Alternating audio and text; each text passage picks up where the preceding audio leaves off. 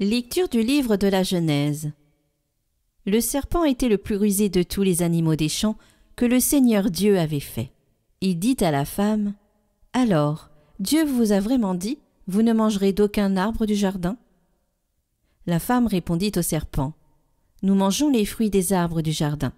Mais pour le fruit de l'arbre qui est au milieu du jardin, Dieu a dit : Vous n'en mangerez pas, vous n'y toucherez pas, sinon vous mourrez. » Le serpent dit à la femme : « Pas du tout, vous ne mourrez pas. Mais Dieu sait que le jour où vous en mangerez, vos yeux s'ouvriront, et vous serez comme des dieux, connaissant le bien et le mal. » La femme s'aperçut que le fruit de l'arbre devait être savoureux, qu'il était agréable à regarder, et qu'il était désirable, cet arbre, puisqu'il donnait l'intelligence. Elle prit de son fruit et en mangea.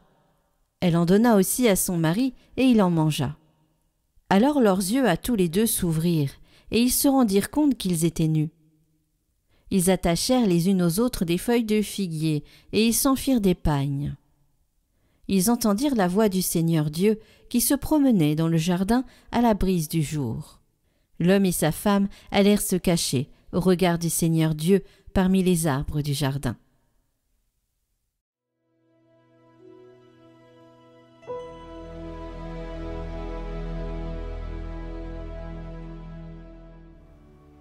Heureux l'homme dont la faute est enlevée. Heureux l'homme dont la faute est enlevée et le péché remis. Heureux l'homme dont le Seigneur ne retient pas l'offense, dont l'esprit est sans fraude. J'ai dit, je rendrai grâce au Seigneur en confessant mes péchés. Et toi, tu as enlevé l'offense de ma faute. Ainsi, chacun des tiens te priera aux heures décisives.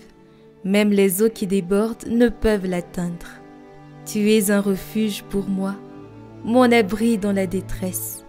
De chants de délivrance, tu m'as entouré.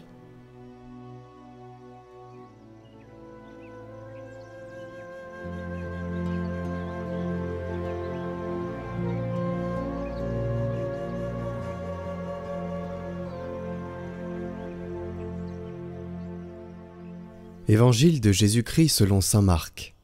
En ce temps-là, Jésus quitta le territoire de Tyr, passant par Sidon. Il prit la direction de la mer de Galilée et alla en plein territoire de la Décapole. Des gens lui amènent un sourd, qui avait aussi de la difficulté à parler, et supplie Jésus de poser la main sur lui. Jésus l'emmena à l'écart, loin de la foule, lui mit les doigts dans les oreilles et, avec sa salive, lui toucha la langue. Puis les yeux levés au ciel, il soupira et lui dit « Ephata », c'est-à-dire « Ouvre-toi ». Ses oreilles s'ouvrirent, sa langue se délia, et il parlait correctement. Alors Jésus leur ordonna de n'en rien dire à personne. Mais plus il leur donnait cet ordre, plus ceux-ci le proclamaient. Extrêmement frappé, il disait « Il a bien fait toute chose, il fait entendre les sourds et parler les muets. »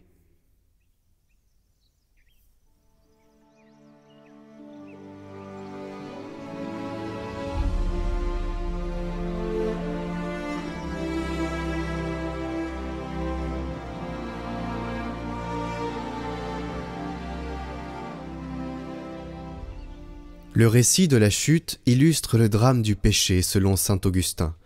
Le mal n'a pas d'existence propre, il est une corruption du bien. Le serpent ne crée pas un mal absolu, mais détourne l'homme de Dieu en lui faisant croire que l'autonomie est une liberté véritable. Vous serez comme des dieux. Cette promesse est un mensonge, car en cherchant à s'affranchir de Dieu, Adam et Ève ne gagnent pas en sagesse, mais en confusion et en peur. Le péché n'élève pas, il rabaisse, il ferme l'homme sur lui-même. Loin de trouver la connaissance, il découvre leur vulnérabilité et se cache de Dieu. Pourtant, même dans la chute, l'espérance demeure. Dieu ne cesse pas d'appeler l'homme et prépare déjà le chemin de la rédemption. Ce que Jésus accomplit dans l'Évangile, lorsqu'il guérit le sourd-muet par son péché, l'homme est devenu sourd à la voix de Dieu et incapable de témoigner du vrai bien. Jésus lui dit « Ephata », ouvre-toi, signe que la restauration de l'homme passe par une ouverture à la grâce. Cette guérison est une image du baptême. Nous étions fermés à Dieu et nous sommes rouverts à sa parole.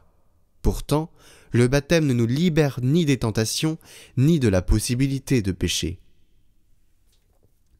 Car si la grâce nous recrée intérieurement, elle n'abolit pas notre liberté. Dieu veut que l'homme choisisse le bien, non par contrainte, mais par amour. Ainsi, la vie chrétienne demeure un combat. Nous avons été guéris, mais nous devons chaque jour marcher avec Dieu pour ne pas retomber dans l'illusion du serpent, qui nous fait croire que la vraie liberté est loin de Dieu, loin de celui qui nous aime. On a vu hier qu'il ne fallait pas mettre en concurrence l'action de Dieu et nos efforts, mais que son amour se déployait à l'intérieur de nos efforts. Alors il est le temps maintenant de rentrer dans ces efforts concrets du carême, et on connaît tous la triade, puisque c'est Jésus lui-même qui la donne dans l'Évangile, du jeûne, de la prière et de l'aumône ou du don. Ce qui est intéressant, c'est que ces trois sont une sorte de combo. Vous voyez, c'est un menu complet. Jésus propose un entraînement d'ensemble. Il ne dit pas à ses disciples, choisissez l'un ou l'autre, celui qui vous fait plaisir. Il dit les trois sont importants parce que les trois se stimulent les uns les autres. Si vous voulez, c'est comme un tabouret avec trois pieds.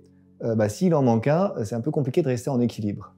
Donc notre vie chrétienne qui a besoin d'une assise solide, elle a besoin de ces trois pieds pour pouvoir grandir. La prière, le jeûne et l'aumône.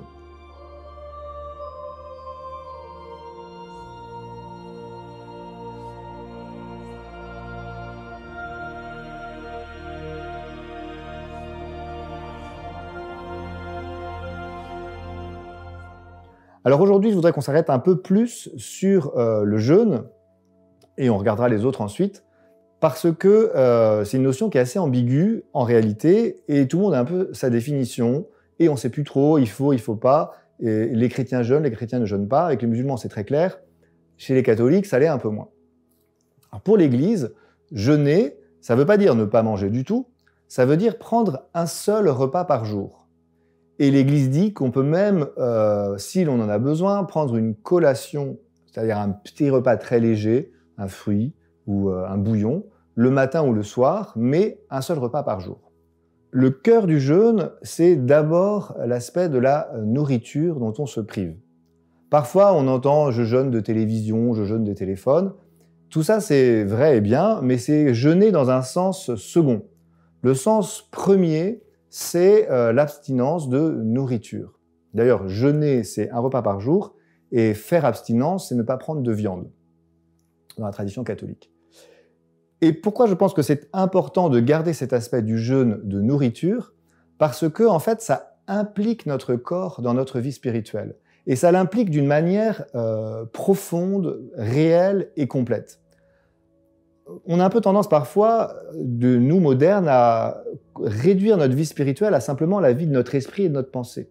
Mais ce que Jésus est venu sauver, ce que croit la foi catholique, c'est que toute la personne humaine est bonne. Et donc il faut impliquer le plus possible notre corps avec notre esprit, avec notre prière. Et parce qu'on est corps et esprit, on n'est pas un esprit qui s'ennuie dans un corps ou qui subit un corps, on est les deux inextricablement. Et donc, notre corps signifie beaucoup de choses et doit être en consonance avec notre esprit. Vous voyez, si vous demandez à une jeune femme en mariage, si vous êtes assis au fond d'un canapé, les mains dans les poches, elle ne recevra pas tout à fait la chose de la même manière que si vous êtes à genoux à ses pieds. Le corps dit quelque chose. Ou si on fait un pèlerinage à pied, eh bien, quand on va arriver au lieu de notre pèlerinage, à son objectif, et si on a fait 500 bornes pour y arriver, avec nos pieds, on n'aura pas du tout la même attitude spirituelle que si on a pris un bus ou un avion. Et donc, pour prier avec notre corps et notre cœur, mais pour impliquer notre corps dans notre prière, la grande tradition spirituelle chrétienne, mais en fait de toutes les religions, c'est de jeûner, d'impliquer notre corps dans le désir de Dieu. Et alors, il faut faire attention, parce que Saint Jean Chrysostome, un grand-père de l'Église, dit que le jeûne est un remède dangereux pour les personnes qui l'utilisent n'importe comment. D'ailleurs, On a régulièrement des exemples de sectes où ils font jeûner les gens au point qu'il y a pas mal de dégâts qui se font psychologiques ou même physiologiques dans leur corps. Donc attention, c'est pas parce que plus je me prive que mieux ça ira. Il faut regarder les choses avec discernement. Et il y a un dominicain du début du XXe siècle, le père Régamet, qui propose 5 critères pour ajuster notre jeûne.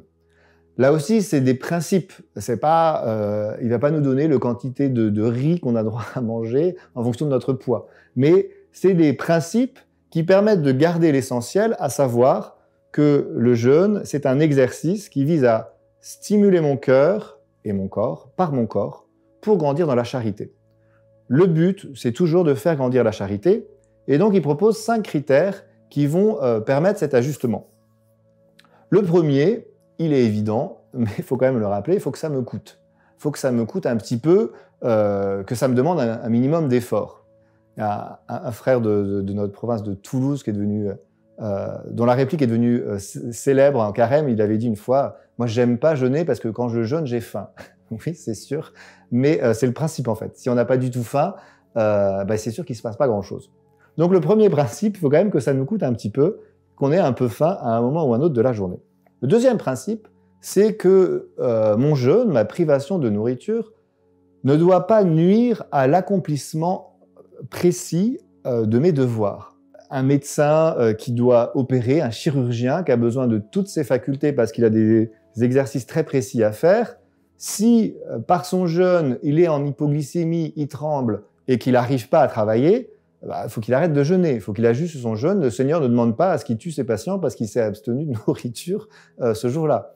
Donc c'est clair que le jeûne doit coûter, mais pas au point de nuire à l'accomplissement de mon travail, de mon service dans la société. Troisième critère, il doit adoucir le caractère. Ça paraît un peu étrange, mais en réalité, avec le jeûne, on fait l'expérience de notre fragilité. On s'aperçoit qu'on est quand même assez irritable, qu'on est assez fatigable, et qu'il y a des petites choses qui nous énervent, parce que ça va nous mettre un peu à cran. Et donc, si c'est insupportable, c'est-à-dire si je deviens insupportable pour les autres, c'est signe que je fais un effort trop grand, qu'il faut que je réduise mes exigences, parce qu'en fait, je n'arrive pas à aimer mieux les autres, mais je deviens irritable. En revanche, si c'est bien dosé, si je m'aperçois que je fais l'expérience de ma fragilité, que je me croyais un surhomme et qu'en fait, quand je saute mon petit-déj, je m'aperçois que je suis pauvre et un peu misérable, eh bien là, c'est bon signe. C'est-à-dire que plutôt que de me rendre agressif par la faim, le jeûne va me faire creuser ma fragilité, mais dans des proportions raisonnables. Ça va adoucir mon caractère, ça me rendre plus solidaire des pécheurs, parce que vous savez qu'on est tous pécheurs sur cette terre. Quatrième critère, le jeûne doit garder l'esprit libre.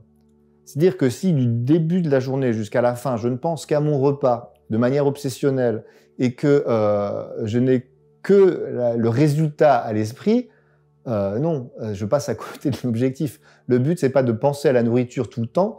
Le but, c'est de, encore une fois, grandir dans la charité, de me libérer de l'obsession de la nourriture. Et donc là aussi, il ne faut pas avoir peur d'avoir des objectifs assez modestes, de ne pas faire un truc extrême ou quelque chose de très valorisant comme dans les régimes où on va perdre tant de kilos en tant de semaines. On n'est pas du tout dans cette logique-là. On est dans la logique de la croissance de la charité. Et donc, mon esprit ne doit pas être accaparé, mais au contraire disponible grâce au jeûne pour aimer Dieu et mon prochain dans le quotidien. Et puis le dernier critère, c'est d'être accompagné. Je pense d'avoir l'humilité d'en parler avec d'autres. Je ne dis pas qu'il faut aller demander à son évêque si on a droit de ne pas prendre de tartines au beurre le matin. Il a d'autres choses à décider. Il n'y a même pas besoin forcément d'aller voir un prêtre ou quelqu'un de religieux, mais d'avoir d'autres personnes avec qui on partage ces petits efforts, juste pour qu'ils nous disent, en fait, non, là, avec ton jeûne, tu es devenu insupportable, donc calme-toi. Ou au contraire, nous aider à prendre conscience que c'est pas si énorme que ça. Et faire en sorte que, par ces échanges, eh bien, on s'aide à grandir dans la charité. Parce que c'est sûr que si je jeûne, c'est moi qui vais avoir faim, mais le but, c'est de s'aimer plus les uns les autres et d'aimer davantage le Seigneur. Et donc d'être accompagné, d'avoir des gens avec qui on parle, ça c'est le meilleur moyen pour lutter contre l'orgueil, qui est quand même le grand danger de toutes ces pratiques-là, et puis pour faire grandir la charité. Quand Jésus dit à ses disciples qu'il faut garder le secret, en fait, il vise surtout à prévenir la glorification qu'on pouvait avoir à l'époque de ces pratiques religieuses. Mais il ne dit pas qu'il faut que ça reste caché, invisible et que personne ne soit au courant. Il nous dit attention, il y a un danger d'orgueil et de glorification avec les autres, mais il ne s'agit pas de s'enfermer dans le secret, il s'agit juste d'être vigilant vis-à-vis de ce danger, cette tentation de l'orgueil. Mais en fait, la meilleure manière de lutter contre, c'est d'avoir un frère, une sœur, un ami chrétien qui nous accompagne et à qui on montre que nos petits efforts, ils ne sont pas énormes, mais ils nous aident à grandir dans la charité.